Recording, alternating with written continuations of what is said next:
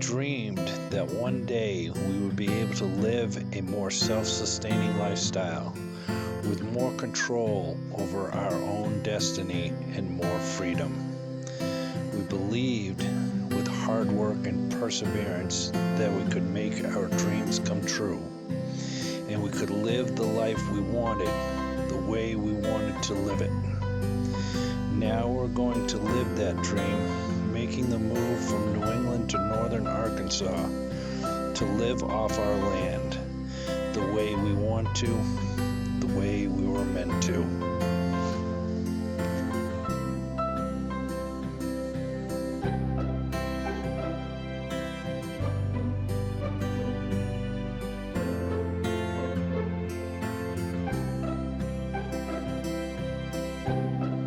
Hey everybody, it's Eric with Tilted K Homestead, and today we are going to be making apple crisp. We're going to make 2 batches of apple crisp, or 2 pans of apple crisp. One pan is going to be a smaller pan we're going to make, and that's going to be for us for this week. And I'm going to make a bigger pan, and we're going to try and portion that out into serving sizes and freeze it. We've never done that before, so we're going to give that a try. Now, this apple crisp recipe is something that was shown to me by my grandmother, and it's super simple. It fits right into the Cooking for Men theme. Anybody can do this. It's so simple. So we have our apples here. We have butter, cinnamon, sugar, and flour. That's all you need. Okay, super simple recipe. It's a 1-1-in-1 recipe. We're going to cut up our apples. I'm going to show you how to do that. We're going to spice them with a little sugar and a little cinnamon, not much. So let's put this over here, and we're going to get started. And the first thing you need to do is core and slice your apples. These are Macoun apples. Me and Missy went to our local apple orchard and picked these the other day, and I will leave you a link to that video up here. So I can't take credit for this. This is Missy's little handy coring tool, and it's super simple. I'll show you how that works. You just take this, and on the stem side I give it a little twist, get it through there, get it lined up, push it down through. Comes out the other side, you pull it out, there's your core, works very well. Now they have other devices that will cut it, peel it, slice it, do all that for you. This cutting it with a knife can be a little bit time consuming. But once you get going, it's not that bad. This is something I used to have to do when my grandmother made this with me. This was my job, was to slice all the apples up and peel them. And anybody got grandchildren out there? Put them to work. It works perfectly fine. And then I take them and I just cut them up like this. And then I don't even use a bowl. I put them directly in the pan. So I'm going to get these all cored and peeled and cut and in the pan, and we'll come back for the next step after that. Alright, so we've got all our apples cut up and quartered up. It's about that big, I don't know, 1/2 inch in size. And I want to note that I leave a good inch of space on both of them, because as it cooks, it is going to liquefy, and you don't want to have so much apples in here that the liquid bubbles up over. So I leave about 1 inch from the top down for the apples. Okay, so here's the recipe. 1 bar of butter to 1 cup of sugar to 1 cup of flour. That's the recipe. If you want a smaller pan with less crisp, do a half a cup, and a half a bar of butter. For this recipe, I am going to make a 3-batch crumble because of the big size of this pan and this pan. So I'm actually going to do 3 sticks of butter, and you can try and knead the flour and sugar into the solid butter. I don't do it that way. My grandmother didn't do it that way. She would just heat the butter on a pan. And you can do it that way. I've done it that way in the past. But for today, we're just going to microwave this butter so that we can move forward. And I've done it this way as well, and it doesn't change the taste at all. So I'm just going to throw this away. So we're going to take our butter,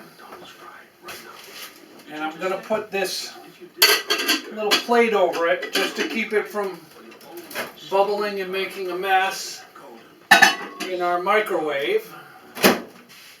And I am going to cook this just to start for 2 minutes, and then we'll check it. So while that's melting down, this needs a few things. So I've always done this to taste, but we'll use a teaspoon. This is 1 teaspoon. And all you're going to do is you're going to take it and sprinkle it, a little bit of sugar. So probably for this big pan, I'd say 1.5 teaspoons of sugar. For this little pan, we're just going to go with 1 good size teaspoon, and we're just going to get it in there like that. Okay?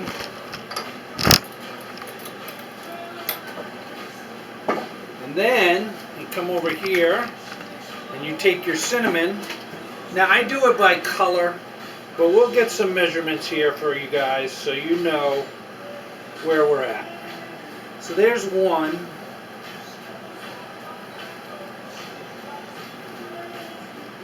I'm going to go with 1.5 on this as well.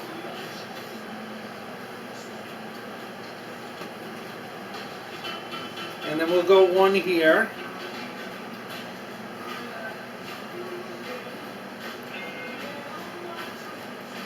Once you get that all in, okay, what you're going to do is you just want to kind of mix it all up like this, and make sure all your apples have a pretty good coating of cinnamon and sugar, and that doesn't look too bad. And then just flatten it back out again and get it where you need it to be. And I'm going to do this one as well. Just stir it around. Make sure it's well coated. It's pretty simple stuff. Like I said, guys, anybody or gals out there, anybody can do this. It takes very little skill, and it's going to taste so yummy when it's over. Alright, so that looks pretty good. That looks about where we want it to look. I'm just going to put this over here. We're going to go check our butter.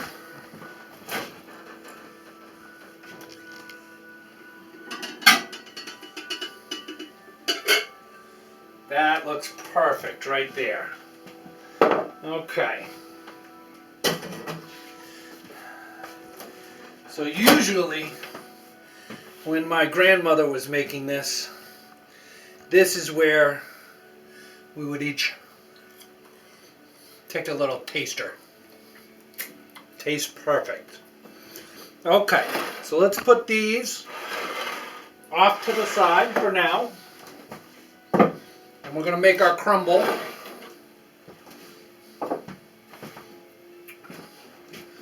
So we have our butter. We have 3 cups of sugar. You don't want to pour it in and let it kind of just make a big clump. Give it a little stir as you pour it in. Sometimes when I make this, I put the sugar and flour together and pour the butter over it.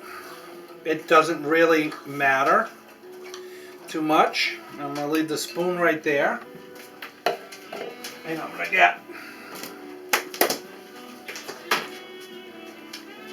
3 cups of flour.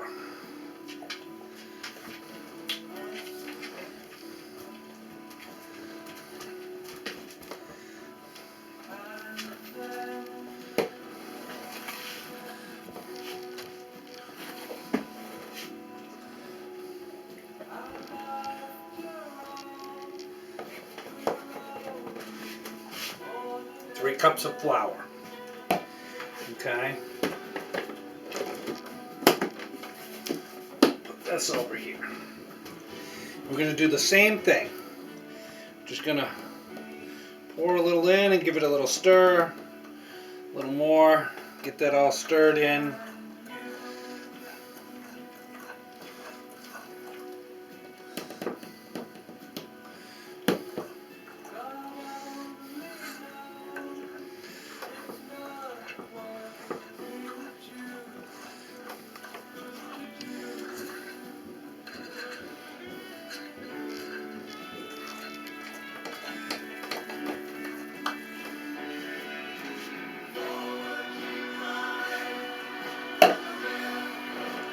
What you're going to end up with is you don't want it to be, okay, so what you're going to want is you don't want it to be pasty. You want it to be a crumble.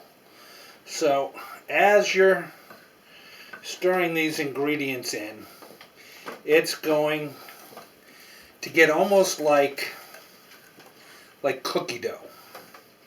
Okay? Some people will use a mixer, and you can use a mixer. That isn't going to hurt anything. Okay? But if you take a look at this, you can see that it's like a little pasty. Okay? So what I'm going to do now, because it's still a little pasty, is I'm just going to take a little bit more flour. Not a lot.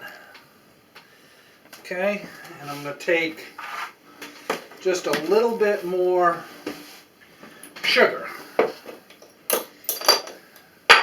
Just a little bit. Try and keep your proportions even. And let's get that in there. I'm going to grab a fork because that'll help make it crumbly too. So let's get that stirred in. Oh yeah, that's better. Already that's better. Take a look at this. You can see what I'm talking about. You can see that it's starting to get crumbly. And you're just going to keep mixing that all up. And that's what you want. You want that kind of crumbly texture to it throughout. Okay? So we're going to get that all stirred together. And that's looking about right. Okay? So now that we've got that all straightened out, bring this back over. We're going to start with this one right here. Okay? And you just take this, make sure your apples are relatively level, there's no gaps. And you're just going to, you don't want to clump it down, you want to kind of crumble it on there, like that. I usually will turn the fork sideways so I don't drop a lot of big crumbles. And just get it down in there.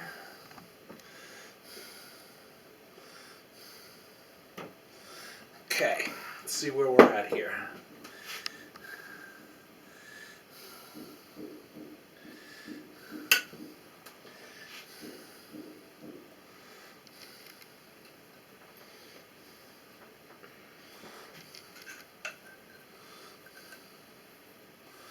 Oh, that's looking good.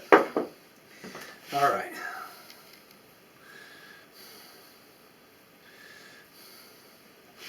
So then I just kind of make sure that it's nice and even throughout the whole thing, and there's not a lot of big chunks.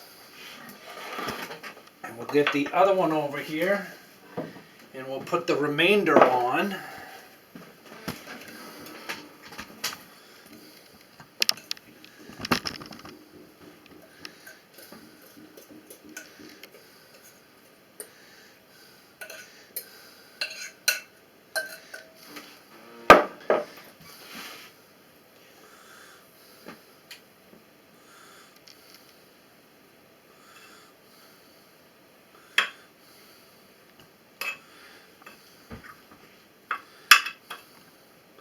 Now, if you find that you don't have enough crumble, make a half a batch. Make a half sugar, half a cup of sugar, half a cup of flour, and half a butter stick, and you'll be all set. But if you take a look at this, that's pretty much what it's going to look like. And then I take a little bit of cinnamon and just give it a little sprinkle over the top. Just a little bit.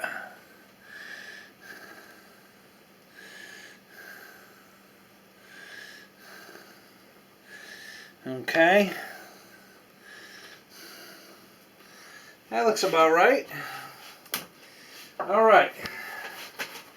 So these two go in the oven at 350 uncovered for about 30 to 40 minutes. I'm going to put both these in and I'm going to set the timer at 30 minutes and I'm going to check it. And what you're looking for when you check it is you want to see liquid right through here, and you want to see it bubbling, and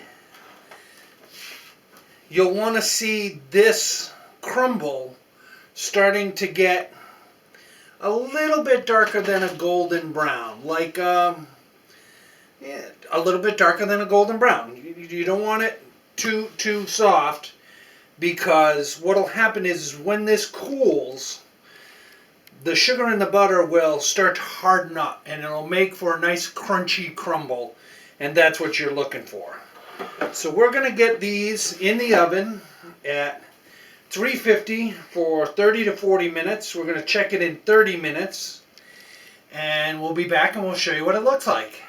Alright, so let's get these in the oven. I got them on pretty much the center of the oven. Seems to be the best spot. We'll get them in there. And we're going to set our timer for 30 minutes. And we're going to check them at 30 minutes. And stay tuned and we'll come right back. We'll take a look at them. All right, timer's gone off. Let's see what we got. Oh, that's almost there. We're going to go another 10 minutes.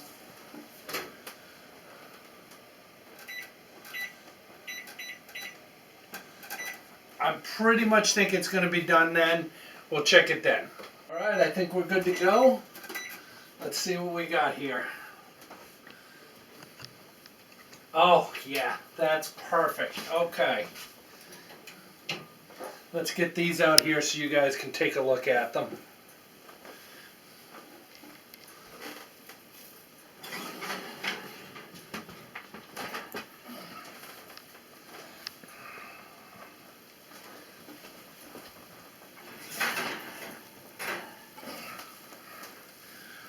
Okay. So you can see it's got a nice golden brown look to it. And if you look here on the side, you can see it. The juices are all bubbling up. So that's it. That's my apple crisp recipe. Thank you, Grandma, for decades and decades of this apple crisp. I used to make this with her when I was probably in elementary school, just a little kid, and it was such a treat then. And it's really a nice fall treat to make it now. I make it every year. Missy makes an apple crisp too. She makes a slightly different recipe. It's just as good, but this is the way I make it, and this is the one that I wanted to bring to you guys, because once again, little sugar on your apples after they're cut, a little bit of cinnamon, 1 and 1. 1 bar of butter, 1 cup of flour, 1 cup of sugar. You can multiply it or subtract it as much as you want to make the crumble. This, we did end up going for the full 40 minutes. So we're going to let this cool. This one here, we're going to let completely cool, probably out on the counter close to overnight. Then we'll put it in the freezer to get it chilled, and then tomorrow morning we're going to put it in the freezer for, what do you think, 1 hour. We're going to put it in the freezer for 1 hour, and we're going to check it. What we're going to be looking for is the ability to slice into it and spatula out a portion that will kind of stay together. So it won't be rock hard frozen. It'll be halfway, 3/4 frozen. We can take it out in sections, put it in a Ziploc. Now, of course, you can take it out and put it in Tupperware or any kind of freezer safe container that you have that you want to freeze it, and do it like that. Just make sure you let it cool completely before you put it either in the fridge or in the freezer. You don't want any bacteria. You don't want the apples to go bad. Hi, welcome back everyone. It's Melissa from Tilted K. Yesterday, Eric made some apple crisp. And we let it cool overnight so that we could put it in the freezer and freeze the whole pan so that it would be easier for us to cut into portions and bag into portion sizes, so that when we want some, we can just take it out of the freezer and do that easily. So it's cutting and making portions, and the reason that we froze it, I think it was in there for about an hour. The reason we froze it is so that it would be easier to cut and it wouldn't be so liquefied when we were going to repackage it. So I'm going to help him out today because he had to work, but we're just going to take out and scoop out and see how it's kind of you know, in a little square. We're going to stick them in some baggies. And then we'll be able to individually wrap each portion size. And that way, when I have them all into the bags, we'll be able to put it into a freezer bag and pull out what we need when we want to eat it. So I'm going to get going on that. And hopefully everything will work out fine. I'm not sure. I've never tried this before. So hopefully they'll be fine in the bags. They seem to be okay with the portions that I'm cutting out and putting in here. So we're just going to get this going. Oh, that one's a little big, but I think we'll be able to get it in there. A little messy, but I'll wipe off the tops after before putting them in. So, and get a little bit more of that air out of there. So I'm going to finish bagging these up and get them all in the freezer bags. And I'm sure that Eric would have loved to be here to show you guys this.